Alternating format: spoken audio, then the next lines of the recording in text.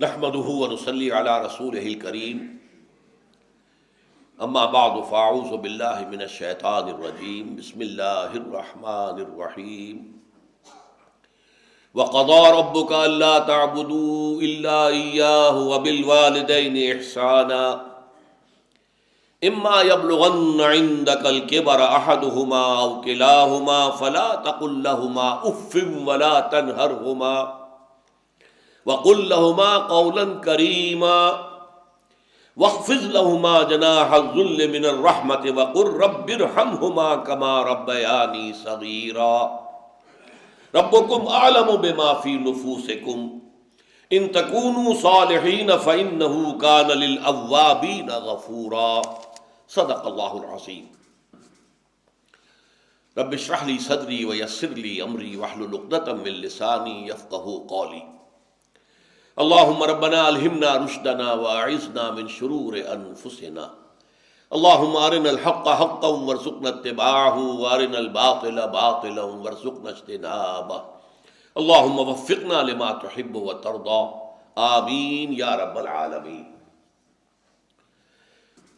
سورہ بنی اسرائیل کے تیسری رکوع کی ابتدائی آیات پر کچھ گفتگو پہلے ہو چکی ہے، اور میں عرض کر چکا ہوں کہ قرآن مجید میں 4 مقامات پر اللہ تعالیٰ نے اپنے حق کے ساتھ بالکل متصلاً نتھی کر کے والدین کا حق بیان کیا۔ اس پہ مستضاد ہیں وہ مقامات کہ جن میں ترتیب وہ نہیں ہے کہ پہلے اللہ کا حق کہ اس کے ساتھ شرک نہ کیا جائے، اس کے فوراً بعد والدین پر احسان کا حکم آیا ہو، لیکن ویسے اپنی جگہ پر مستقل مضمون کے طور پر والدین کے ساتھ حسن سلوک، ان کی خدمت، ان کی دیکھ بھال، ان کی خبر گیری، ان کی دل جوئی، ان کے ساتھ ملائمت، ان سب کا حکم آیا۔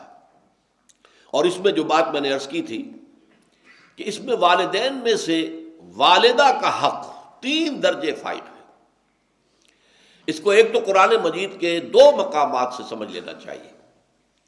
ایک مقام ہم پڑھ چکے ہیں، سورہ لقمان کا دوسرا رکوع، وَوَصَّيْنَا الْإِنسَانَ بِوَالِدَيْهِ حَمَلَتْهُ أُمُّهُ وَهْنًا عَلَى وَهْنٍ وَفِصَالُهُ فِي عَامَيْنِ أَنِ اشْكُرْ لِي وَلِوَالِدَيْكَ إِلَيَّ الْمَصِيرُ۔ اور ہم نے انسان کو وصیت کی ہے، تاکید کی ہے، حکم دیا ہے والدین کے ساتھ حسن سلوک کا، اور اس میں خاص طور پر ماں کا معاملہ۔ اٹھائے رکھا اسے ماں نے اپنے پیٹ میں، کمزوری پر کمزوری جھیلتے ہوئے، تکلیف پر تکلیف برداشت کرتے ہوئے۔ کیا کچھ بیتتی ہے عورت پر حمل کے دور میں، شروع میں تو نہیں، لیکن جو آخری ایام ہوتے ہیں، آخری چند مہینے جو ہیں، ان میں اس کا بڑا جو ہے پورے وجود جو ہے اس کے اوپر اس کا گہرا اثر ہوتا ہے۔ حملتہ امہ وہنا علی وہن، کمزوری پر کمزوری برداشت کرتے ہوئے، وفصالہ فی عامین، اور پیدائش کے بعد 2 سال تک وہ جوک کی طرح چمٹا رہتا ہے اس کی چھاتیوں سے،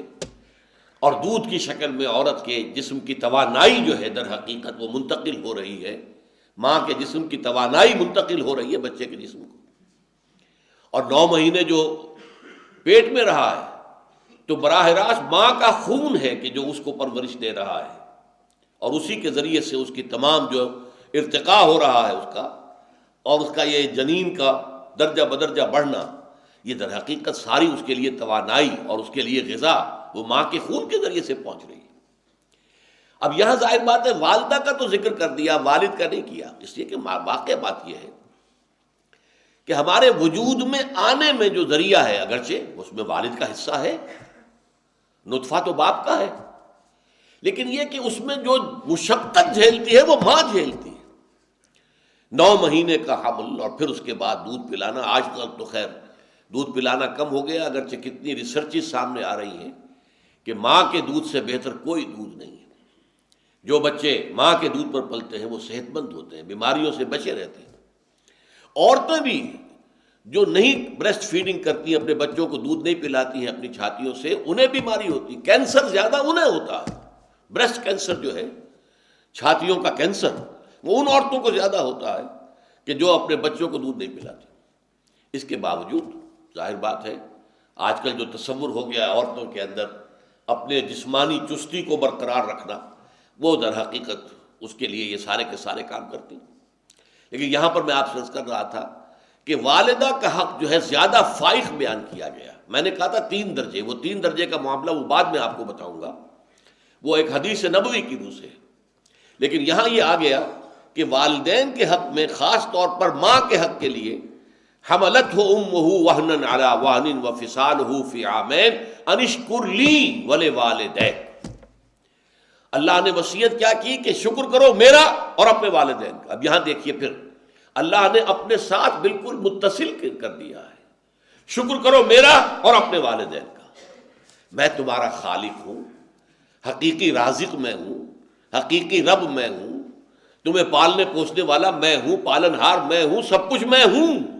لہذا پہلے شکر تو میرا کرنا ہوگا، نشکر لی۔ لیکن یہ کہ عالم واقعہ میں میرے اس ربوبیت کا جو اظہار ہوا ہے، میری اس تخلیقی عمل کا جو اظہار ہوا ہے، وہ تمہارے والدین کے ذریعے ہوا ہے، تو انشکر لی ولوالدیک، اور اپنے والدین کا شکر ادا کرو۔ یہ بات میں نے بہت مرتبہ آپ کو بتائی ہے کہ قرآن مجید میں جو اہم مضامین ہیں وہ کم سے کم 2 مرتبہ ضرور آتے ہیں۔ چنانچہ دیکھیے سورہ احقاف کے اندر یہ مضمون دوبارہ آیا ہے، وَوَصَّيْنَا الْإِنسَانَ بِوَالِدَيْهِ وَوَصَّيْنَا الْإِنسَانَ بِوَالِدَيْهِ إِحْسَانًا، اور ہم نے انسان کو وصیت کی ہے، حکم دیا ہے، تاکید کی ہے اپنے والدین کے بارے میں کہ حسن سلوک اختیار کرو، ان کی خدمت کرو، ان سے محبت کرو، ان کی دلجوئی کرو، ان کے احساسات کو جو ہے ٹھیس نہ پہنچاؤ، ان کی امیدیں اور توقعات جو ہیں ان کو ٹھیس نہ پہنچاؤ۔ اب وہاں فرمایا حملتہ امہ کرہا ووضعتہ کرہا وحملہ وفصالہ 30 شہرا، اس کی ماں نے اسے اٹھایا رکھا تکلیف جھیلتے ہوئے، کرہن ووضعتہ، اور پھر اسے جو ہے جنا ہے۔ اب یہ جو عمل ہے پیدائش کا کس قدر تکلیف دہ ہوتا ہے عورت کے لیے۔ پچھلے زمانے میں تو آپ کو معلوم ہے کہ عورت کا وضع حمل کے بعد زندگی کو سمجھا جاتا تھا کہ نئی زندگی ملی ہے، اس درجے یہ پرخطر معاملہ ہوتا تھا۔ کتنی ہی ولادتوں کے معاملے میں پھر جو بخار ہو جاتا تھا، کیونکہ ہائیجین تو تھی نہیں، دائیاں آتی تھیں، گندے کپڑے گندے چیتھڑوں سے کام کر رہی ہیں، اس سے یہ کہ انفیکشن ہوتی تھی، اور پھر جو یہ بخار ہو جاتا تھا اس میں وہ تو انتہائی ڈیڈلی، اور پھر ظاہر بات ہے کہ وہ اینٹی بائیوٹکس بھی نہیں تھے کہ اس انفیکشن کا کوئی علاج کیا جا سکے۔ آج کل تو معاملہ بہت بہتر ہو چکا ہے، لیکن یہ کہ واقعتاً پچھلے زمانے میں چائلڈ برتھ کے بعد عورت کی زندگی ایک نئی زندگی ہوتی تھی۔ لیکن یہ کہ آج بھی تکلیف جو جھیلتی ہے، ویسے اب یہ اس میں بھی ایک معاملہ غلط ہو گیا ہے، اور وہ یہ ہے کہ تکلیف سے بچنے کے لیے آپریشن کا راستہ اختیار کیا جا رہا ہے۔ امریکہ وغیرہ میں، یورپ میں تو اس کا بہت رواج ہو گیا ہے، نہ عورت تکلیف جھیلنے کو تیار، اور ڈاکٹروں کے لیے آمدنی بہت ہے، آپریشن کرے گا یا کرے گی کوئی لیڈی ڈاکٹر تو اس کو آمدنی کتنی ملے گی؟ نارمل اگر ڈلیوری ہے تو اسے کیا ملے گا؟ کچھ بھی نہیں، لیکن اگر آپریشن ہو گیا ہے تو ہسپتال میں بھی 2-3 دن رہے گی، 4 دن رہے گی، اور اس سے آمدنی ہوگی، اور اس سے پھر یہ ہے اور طرح طرح کی جو ہے وہ خرابیاں پیدا ہو رہی ہیں۔ آج کل اس کے خلاف بڑا پروپیگنڈا ہو رہا ہے امریکہ کے اندر کہ مت کرو یہ کام، نیچرل جو برتھ ہے جس کے لیے پروسیس اللہ نے مقرر کر دیا اسی کو اختیار کرو۔ تو فرمایا وَوَصَّيْنَا الْإِنسَانَ بِوَالِدَيْهِ إِحْسَانًا حَمَلَتْهُ أُمُّهُ كُرْهًا وَوَضَعَتْهُ كُرْهًا وَحَمْلُهُ وَفِصَالُهُ 30 شهرًا، اور اس کو حمل اور پھر اس کو دودھ پلانا اور دودھ چھڑانا 30 مہینے، 2.5 سال، بلکہ اس سے بھی زیادہ کا وقت لگتا ہے۔ اب یہاں حدیث سن لیجئے کہ ایک صحابی نے حضور سے پوچھا کہ حضور میرے حسن سلوک کا اولین مستحق کون ہے؟ آپ نے فرمایا تیری والدہ۔ میں نے پھر سوال کیا ان کے بعد کون؟ پھر فرمایا تیری والدہ۔ پھر سوال کیا ان کے بعد کون؟ پھر جواب یہی تھا تیری والدہ۔ 4تھی مرتبہ پوچھا ہے کہ پھر کون؟ تو فرمایا تیرے والد۔ یہاں سے در حقیقت وہ 3 اور 1 کی نسبت قائم ہوتی ہے اس حدیث کی روح سے۔ خدمت کا جہاں تک تعلق ہے، والدہ کی خدمت باپ کی خدمت سے 3 درجے فائق ہے فرمان نبوی کے مطابق، اور اس کی دلیل بالکل واضح ہے، انسان کے پیدائش میں اور انسان کے پھر ابتدائی زندگی کے اندر جو سختیاں ماں جھیلتی ہے باپ نہیں جھیلتا، باپ کے لیے وہ مصیبت نہیں ہے۔ اور قرآن مجید کا اور اسلامی شریعت کے یہ توازن ہے، یہ واقعتاً یہ ہے کہ یہ انسانی معاملہ نہیں ہو سکتا، ایسا توازن پیدا کرنا۔ قانونی اعتبار سے باپ ماں سے فائٹ ہے، اولاد باپ کی شمار ہوگی، طلاق کی شکل میں باپ حقدار ہے اولاد کا کہ اس کے پاس رہے۔ ہاں بالکل چھوٹے بچے ہیں، اس کی صحیح پرورش نہیں ہو سکتی تو کچھ عرصے کے لیے والدہ کے پاس وہ رہ سکتا ہے بچہ، یہ رہ سکتی ہے بچی، لیکن یہ کہ اصلاً والد کا ہے، والدہ کا نہیں۔ قانوناً حق جو ہے باپ کا فائق ہے، لیکن حسن سلوک، خدمت، ادب، کندھوں کو جھکانا، دلجوئی کرنا، اس میں ماں کا حق جو ہے باپ سے 3 درجے فائدہ۔ اس کے علاوہ وہ حدیث کہ الجنت تحت اقدام الامہات، جنت جو ہے وہ ماؤں کے قدموں کے نیچے ہے۔ ماؤں کی اگر خدمت کرو گے، ان کی دلجوئی کرو گے، ان کی بات مانو گے، ان کی خواہشات پوری کرو گے، تو تمہارے لیے گویا کہ اللہ تعالیٰ کی طرف سے جنت ہے۔ ایک حدیث میں حضور نے فرمایا بڑا ہی بدبخت ہے وہ شخص جس کے پاس اس کے والدین بڑھاپے کو پہنچ جائیں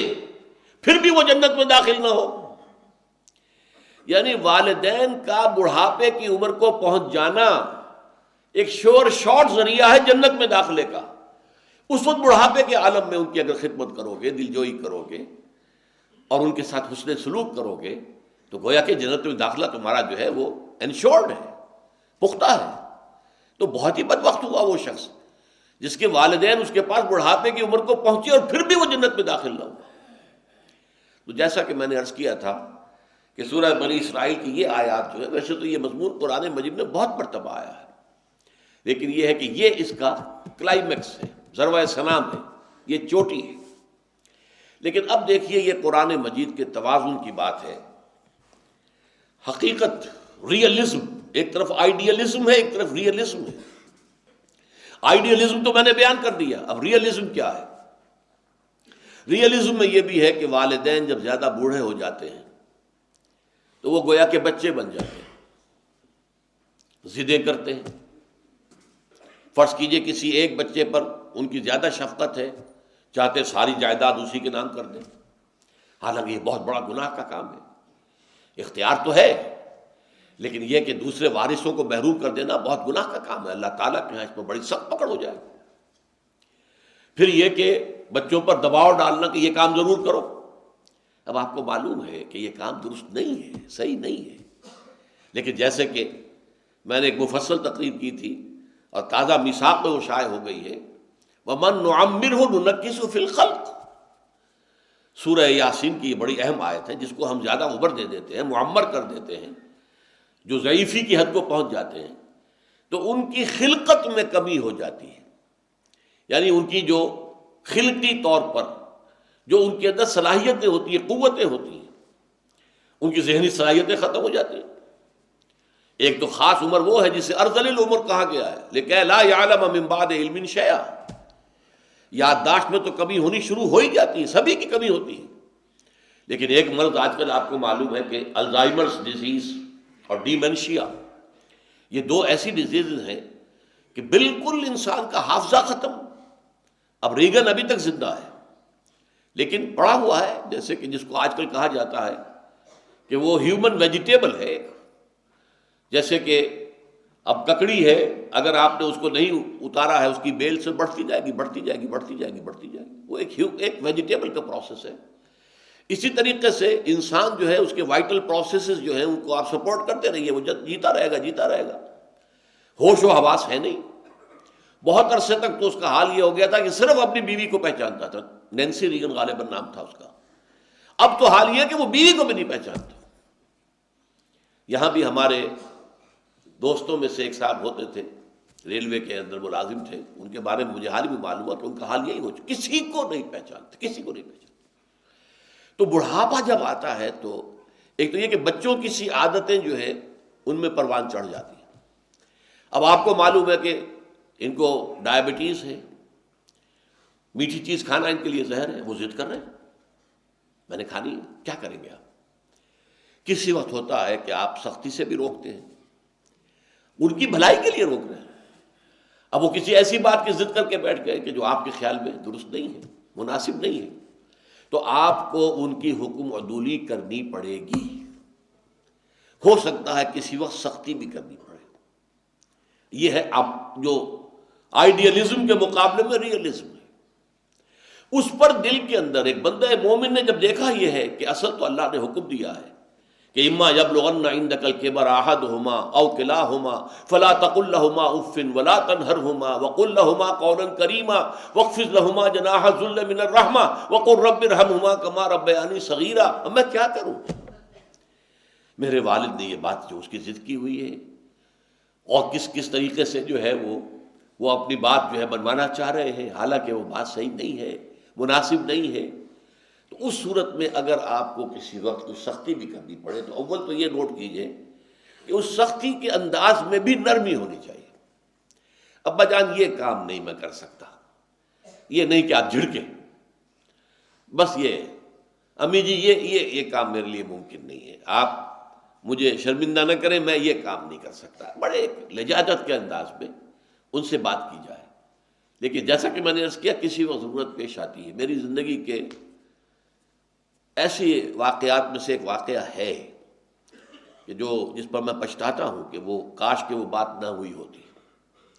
میرے والد مرحوم بھی دماغی مرض کے مریض رہے،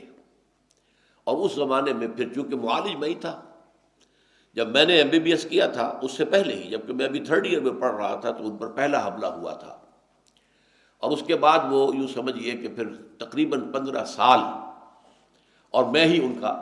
دیکھ بھال کرنے والا، اور اسی لیے میں پھر چلا گیا تھا ساہیوال خاص طور پر کہ اب میں کہیں اور جاؤں، کسی اور جگہ پریکٹس کروں، اور میرے والد جو ہیں وہ اس طریقے سے بیماری کے اندر مبتلا ہے، وہ کہیں ڈاکٹروں کے جو کلینکس ہیں ان پر جا کر دھکے کھائیں، تو میں انہی کے پاس رہا، اور اس میں مجھے بعض اوقات سختی کرنی پڑی۔ ایک دفعہ سختی جو ہے جسمانی سختی کرنی پڑی مجھے، اس کے بعد میں روتا رہا، لیکن یہ کہ وہ چونکہ انہیں اس وقت ہوش ہی نہیں تھا وہ کیا کہہ رہے ہیں، انہوں نے جو بات کہی تھی وہ ایسی تھی کہ اس پر میں ضبط نہیں کر سکا۔ بہرحال یہاں جو ہے در حقیقت اب ایسے شخص کو جب دل میں ایک کڑھن ہوگی، افسوس ہوگا، صدمہ ہوگا کہ یہ میں نے کیا کیا، میں نے والد کے ساتھ یا والدہ کے ساتھ یہ گستاخی کر دی، میں نے والد یا والدہ کی اس بات کو رد کر دیا، میں نے ان کی اس خواہش کو جو ہے پورا نہیں کیا، تو جو طبیعت کے اندر ایک سلیم الفطرت انسان کے دل میں، اس کی طبیعت میں جو رد عمل پیدا ہونا چاہیے، اللہ تعالیٰ اس کا ازالہ فرما رہا ہے۔ ربکم اعلم بما فی نفوسکم، دیکھو اگر ایسی کوئی صورتحال پیش آ جائے تو تمہارا رب خوب جانتا ہے جو کچھ کہ تمہارے دلوں میں ہے۔ تمہیں اگر روکنا پڑ رہا ہے والد کو یا والدہ کو، اگر اس کی کسی خواہش کو رد کرنا پڑ رہا ہے والد کی یا والدہ کی، اگر کسی وقت سختی کے ساتھ بھی انہیں روکنا پڑا ہے کسی چیز سے، تو یہ کہ دل میں کوئی ملال اس لیے نہ لاؤ کہ تمہارے دل کی کیفیت کو اللہ جانتا ہے، تمہارے دل میں ان کے لیے جو محبت ہے اللہ جانتا ہے، تمہارے دل میں ان کے لیے جو ادب ہے اللہ تعالیٰ اس سے ناواقف نہیں ہے۔ ربکم اعلم بما فی نفوسکم، جو کچھ تمہارے نفوس کے اندر ہے، تمہارے دلوں کے اندر ہے، جو احساسات تمہارے اپنے والدین کے بارے میں ہونے چاہیے اور ہیں، فی الواقع ہیں، اللہ کے علم میں ہے۔ لہٰذا اگر تمہیں کسی وقت ان کے ساتھ کوئی سختی بھی کرنی پڑی ہے، ان کے اس بڑھاپے کی کم سمجھی کی وجہ سے، اس لیے کہ اس کے بعد کیا ہوتا ہے، لِكَيْ لَا يَعْلَمَ مِن بَعْدِ عِلْمٍ شَيْئًا وَمَن نُعَمِّرْهُ نُنَكِّسُهُ فِي الْخَلْقِ، ان کے فہم میں، سمجھ میں کمی ہو جاتی ہے، جو سینس آف پروپورشن ہوتا ہے وہ ختم ہو جاتا ہے، نسبت و تناسب کا احساس اور ادراک ختم ہو جاتا ہے۔ تو اس صورتحال میں جو ہے اگر ان کی کسی بات کی مخالفت کرنی پڑے، نفی کرنی پڑے، ان کی کسی خواہش کو رد کرنا پڑے تو پریشان نہ ہو، اس لیے کہ تمہارا رب جو کچھ تمہارے اندر ہے، دل کے اندر، اس سے واقف ہے۔ اگر تمہارے دل میں ان کے لیے محبت ہے، ان کے لیے شفقت ہے، ان کے لیے خیر خواہی ہے، تم ان کے لیے ان کی خدمت کرنا چاہتے ہو، دلجوئی کرنا چاہتے ہو، لیکن حالات کے جبر نے کہیں کسی معاملے کے اندر تمہیں ایک مختلف طرز عمل اختیار کرنے پر مجبور کر دیا ہے، تو اس کے اوپر پریشان ہونے کی ضرورت نہیں ہے۔ انما الاعمال بالنیات، اس لیے کہ حدیث جو ہے جس حدیث سے کہ اکثر محدثین نے جو بھی مجموعے مرتب کیے تو پہلی حدیث یہ لائے حضرت عمر رضی اللہ تعالی عنہ سے جو مروی ہے، انما الاعمال بالنیات وانما لکل امرئ ما نوی، تمام اعمال کا دار و مدار نیتوں پر ہے، اور ہر شخص کو وہی کچھ ملے گا جس کی اس نے نیت کی ہوگی۔ تو اللہ تعالیٰ جو ہے، ان اللہ لا ينظر الى اموالکم ولا الى صورکم ولکن ينظر الى قلوبکم واعمالکم، اللہ تمہارے اموال کو نہیں دیکھتا، تمہاری صورتوں کو نہیں دیکھتا، تمہارے دلوں کو دیکھتا ہے اور تمہارے اعمال کو دیکھتا ہے۔ تو اللہ تعالیٰ کی نگاہ تمہارے قلب پر ہے۔ ربکم اعلم بما فی نفوسکم ان تکونوا صالحین، اگر اپنی قلبی کیفیت، اپنی روحانی کیفیت کے اعتبار سے تم صالح ہو، نیک ہو، بھلے ہو، اللہ کے حکم کا لحاظ کرنے والے ہو، والدین کی ادب اور خدمت کرنے کی پورا ارادہ اور جذبہ اپنے اندر رکھتے ہو، ان تکونوا صالحین فإنہ کان للأوابین غفورا، تو جان لو کہ اللہ تعالیٰ جو رجوع کرنے والے لوگ ہوتے ہیں ان کے لیے بخشنے والا ہے۔ یہ پچھلے ہمارے درس میں آپ کو یاد ہوگا، میں نے توبہ کے ضمن میں عرض کیا تھا، تابا یتوب توبن و توبتن، اور آبا یعوب و اوبن، یہ دونوں بہت قریب ہیں۔ توبہ پلٹنا، لوٹنا، گناہ کو چھوڑ کر اللہ کی طرف رجوع کرنا، اس سے مغفرت چاہنا، عزم کر لینا پکا کہ اب یہ کام دوبارہ نہیں کروں گا، اللہ بخش دے۔ اور آبا یعوب و اوبن بھی ہے پلٹنا، رجوع کرنا، جس کے لیے بہترین یاد رکھنے کے لیے آپ کو میں نے دعا بتائی تھی کہ اگر آپ کہیں سفر سے واپس آ رہے ہیں یا آپ بازار میں بھی گئے تھے تو اس سے واپس گھر میں داخل ہو رہے ہیں، تو آئبونا تائبونا لربنا حامدون، ہم واپس آ رہے ہیں، لوٹ رہے ہیں، آ رہے ہیں، اپنے گھر میں داخل ہو رہے ہیں اور توبہ کرتے ہوئے پروردگار کی طرف رجوع کرتے ہوئے آ رہے ہیں۔ یہاں دونوں جمع ہو گئے، آئبونا تائبونا لربنا حامدون، اور اپنے رب کے لیے حمد اور ثنا کرتے ہوئے ہم لوٹ آئے۔ اسی سے یہ بنا ہے اواب، یہ فعال کے وزن پر، یہ گویا کہ مبالغے کا صیغہ، بہت ہی زیادہ رجوع کرنے والے۔ ذرا سے کوئی خطا ہو جائے تو آدمی فوراً دل کے اوپر جو ہے ایسے ہو جائے جیسے کہ پہاڑ تلے آ گیا انسان، اور اللہ کی طرف رجوع کرے اور توبہ کرے۔ جیسے کہ حدیث میں آتا ہے کہ مومن اور منافق میں فرق کیا ہے۔ مومن سے اگر کوئی گناہ سرزد ہو جاتا ہے تو وہ ایسے محسوس کرتا ہے جیسے پہاڑ تلے آ گیا، اتنا بوجھ اس پر آ گیا ہے جیسے پہاڑ کے نیچے ہے۔ اور منافق سے اگر گناہ سرزد ہو جاتا ہے تو تھوڑا سا احساس تو اسے بھی ہوتا ہے، بس اتنا ہی ہوتا ہے جیسے ناک پر مکھی بیٹھی تھی اور اس نے ذرا ہاتھ کے اشارے سے اسے اڑا دیا، بس۔ تو فطرت انسانی تو ہوتی ہے نا آخر موجود، برائی کو تو برائی سمجھتی ہے، لہذا منافق کو بھی غلط کام کر کے کوئی احساس تو ہوتا ہے، تھوڑا سا بڑا عارضی سا احساس۔ جبکہ کوئی گناہ اگر کسی مومن سے سرزد ہو جائے تو اس کے اوپر اتنا پچھتاوا، اتنی پشیمانی، اتنی پریشانی نہ اس کو لاحق ہوتی ہے کہ جیسے وہ پہاڑ تلے آ گیا ہے۔ ان تکونوا صالحین فإنہ کان للأوابین غفورا، تو وہ یقیناً اللہ تعالیٰ جو رجوع کرنے والے ہیں، بہت پلٹنے والے ہیں، چھوٹی سے چھوٹی خطا کے اوپر بھی فوراً رجوع کرتے ہیں، بڑا معاملہ ہو تو توبہ کرتے ہیں اللہ کے جناب میں، اس توبہ کے تمام شرائط کو پورا کرتے ہوئے، تو اللہ تعالیٰ ان کے حق میں غفور ہے، بخشنے والا ہے۔ ان رکوعوں کا ایک مضمون اس آیت پر ختم ہو گیا۔ استحکام معاشرہ کے لیے پہلا کام کیا ہے؟ خاندان کے استحکام کے لیے والدین اور اولاد کے درمیان ایک بہت مضبوط رشتہ، محبت کا۔ ایک تو محبت وہ ہے کہ جو فطری ہے، والدین کے دل میں اولاد کی محبت فطری ہے۔ قرآن میں کہیں نہیں کہا گیا والدین سے کہ اولاد سے محبت کرو، بلکہ الٹی بات کہی گئی ہے کہ زیادہ محبت نہ کرو۔ کہیں ایسا نہ ہو کہ تمہاری محبت اتنی بڑھ جائے کہ اس کی وجہ سے تم شریعت کے اندر رد و بدل کرنے پر آ جاؤ، حرام خوری پر آ جاؤ، انہیں اچھے سے اچھا کھلانے کے لیے، اچھا سے اچھا پہنانے کے لیے، اعلیٰ سے اعلیٰ اسکول میں داخل کرنے کے لیے، اب جائز ذرائع آمدنی کے ہیں وہ اگر اس کے متحمل نہیں ہے تو حرام میں منہ مارو۔ ان من ازواجکم واولادکم عدوا لکم فاحذروہ، تمہاری بیویوں اور اولاد میں سے تمہارے دشمن ہیں، ان سے بچ کر رہو۔ لیکن یہ کہ چونکہ یہ فطری جذبہ اولاد میں نہیں ہوتا، چھوٹے بچے ہوتے ہیں تو انہیں بھی محبت ہوتی ہے والدین سے، اس وقت ان کی محبت احتیاج کی بنیاد پر بھی ہوتی ہے، محتاج ہے والدین کے۔ جب بڑے ہو گئے تو جو ایک معاشرتی المیہ جس کو میں کہوں گا، لیکن یہ کہ اس کا اب کوئی علاج نہیں ہے، اس سے بچنے کی کوئی شکل نہیں ہے، انیویٹیبل ہے۔ بچہ جوان ہو گیا، اب اس کی شادی ہو گئی، اب اس کی محبت کا ایک نیا کھاتا کھل گیا، اس کی محبت کا مرکز اب اس کی بیوی ہے۔ اب فرض کیجئے کہ والدین سے بھی محبت کرتا ہے، لیکن پہلے وہ محبت ایکسکلوسیو والدین کے لیے تھی، اب شیئر تو ہو گیا، اس میں کوئی نہ کوئی کمی تو ہوئی، اب بچے ہو گئے، وہ محبت کا، نئی محبت کا دائرہ پھیلتا جا رہا ہے۔ لہذا والدین کے لیے پھر محبت کا حصہ طبعاً وہی باقی نہیں رہتا۔ صحیح بات ہے، یہ اصل محبت کا دائرہ اپنے بال بچے، اس لیے کہا گیا ہے والدین سے محبت کرنا، والدین کے ساتھ حسن سلوک کرنا، کیونکہ یہ اب طبعی عمل نہیں ہے، اس کے لیے آپ کو اللہ تعالیٰ کا حکم سمجھتے ہو، وَوَصَّيْنَا الْإِنسَانَ بِوَالِدَيْهِ وَوَصَّيْنَا الْإِنسَانَ بِوَالِدَيْهِ إِحْسَانًا، ابھی میں آپ کو سورہ احقاف کی آیات سنا چکا ہوں۔ وَوَصَّيْنَا الْإِنسَانَ بِوَالِدَيْهِ سورہ لقمان میں بھی آیا ہے، اور کتنی جگہ پر قرآن مجید میں اللہ تعالیٰ نے اپنے حق کے ساتھ جوڑ کر اپنے والدین کا حق جو اس کو بیان کیا ہے۔ تو یہ در حقیقت اصلاح معاشرہ اور استحکام معاشرہ کا ایک چیپٹر ہے کہ جو ان آیات پر ختم ہو رہا ہے۔ وہ یہ ہے کہ والدین کے بعد رشتہ داروں کا ایک دائرہ آتا ہے، ذل قربا، ذوی القربا، وہ لوگ کے جو قرابت دار ہیں، ان کے ساتھ حسن سلوک،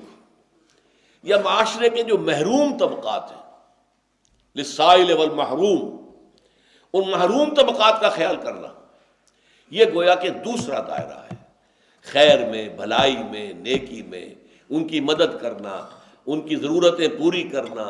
ان کے ساتھ اپنے مال میں ان کا حق سمجھنا، فی اموالہم حق للسائل والمحروم، ان کے مال میں حق ہے، یہ دوسرا ہے جس کے اوپر خاصی تفصیلی گفتگو انشاءاللہ تعالی ہوگی۔ بارک اللہ لی ولکم فی القرآن العظیم ونفعنی وإیاکم بالآیات والذکر الحکیم۔